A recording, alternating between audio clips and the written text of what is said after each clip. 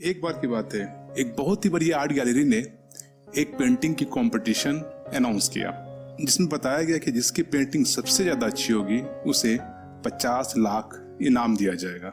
जब ये बात दुनिया भर के सारे पेंटरों को पता चली तो इस कंपटीशन में भाग लेने के लिए सभी अपनी अपनी तैयारियां शुरू करने लगे। पेंटिंग का जो थीम था वो पीस था, मतलब कि शांति। दुनिया भर के सारे कलाकारों ने अपनी अपनी पेंटिंग्स उस आर्ट गैलरी को भेजी। हजारों की संख्या में पेंटिंग जमा भी हो गई। उस हजारों में से उस आर्ट गैलरी के मालिक ने 100 पेंटिंग को अलग किया और फिर उसका एग्जीबिशन लगाया गया, क्योंकि जो विजेता था उसी 100 में से कोई एक होता। सबकी पेंटिंग एक से बढ़कर एक। किसी ने बहुत सुंदर पहाड़ बनाया, पहाड़ के नीचे पानी।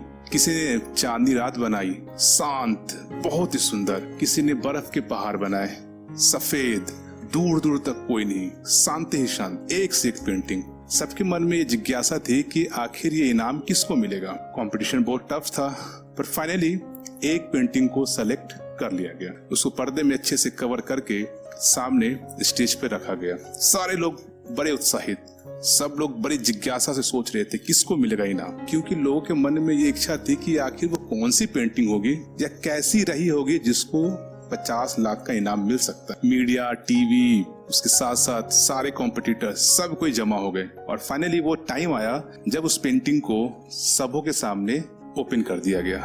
पेंटिंग देखते ही सबके चेहरे पे 12 बज गए। कुछ पेंटर्स को लगा कि शायद हो सकता है कि कुछ गलती हो गई हो, इसलिए 4-5 लोगों ने इकट्ठा होकर जो आर्ट गैलरी के मालिक थे उसके पास गए, जाके बोले कि ये शायद आपसे गलती हो गई है। आर्ट गैलरी के मालिक ने कहा नहीं, कोई गलती नहीं हुई है, जजेस ने इसी पेंटिंग को सिलेक्ट किया है। जो पेंटर्स का जो ग्रुप था उन्होंने कहा कि पर ऐसा देख के तो नहीं लगता कि इसमें किसी शांति की बात हो। आर्ट गैलरी के मालिक ने कहा नहीं, बट जो है वो यही है, कोई गलती नहीं हुई है। अब वो पेंटर्स का जो ग्रुप था वो थोड़ा सा परेशान हो गया कि ये कहीं न कहीं मुझे बेवकूफ बनाया है। शांति के नाम पर कुछ ऐसी पेंटिंग को इसने सेलेक्ट करके इनाम दे दिया है जो दूर दूर तक इस थीम को मैच ही नहीं करता।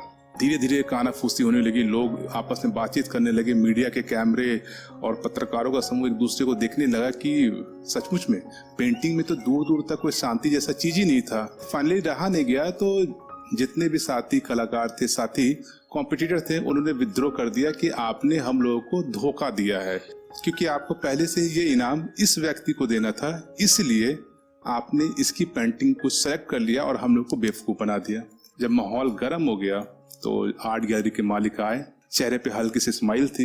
उसने बोला कि गलती कहीं हुई नहीं है, ये वही पेंटिंग है जिसको जजेस ने सेलेक्ट किया है। उसमें से एक पर्सन खड़ा होकर बोला कि इसमें पर शांति जैसा कहाँ कोई चीज है, आंधी है, तूफान है, कहाँ शांति है। तब आर्ट गैलरी के मालिक ने कहा कि आपको आंधी और तूफान दिख रहा है? सब लोगों ने बोला हाँ। उस आंधी और तूफान में एक घर दिख रहा है? लोगों ने बोला हाँ। घर के अंदर, घर के खिड़की पर एक छोटा सा बच्चा आपको दिख रहा है? लोगों ने कहा।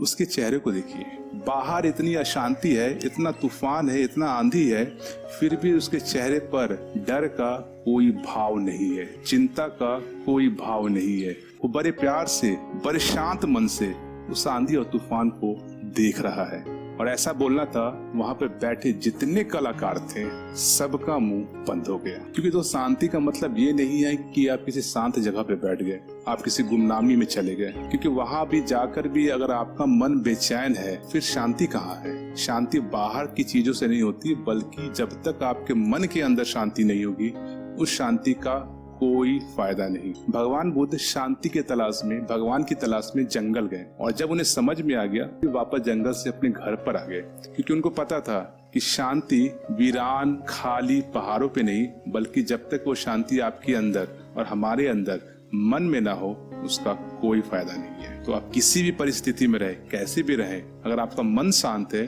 तो आप सचमुच में शांत हो।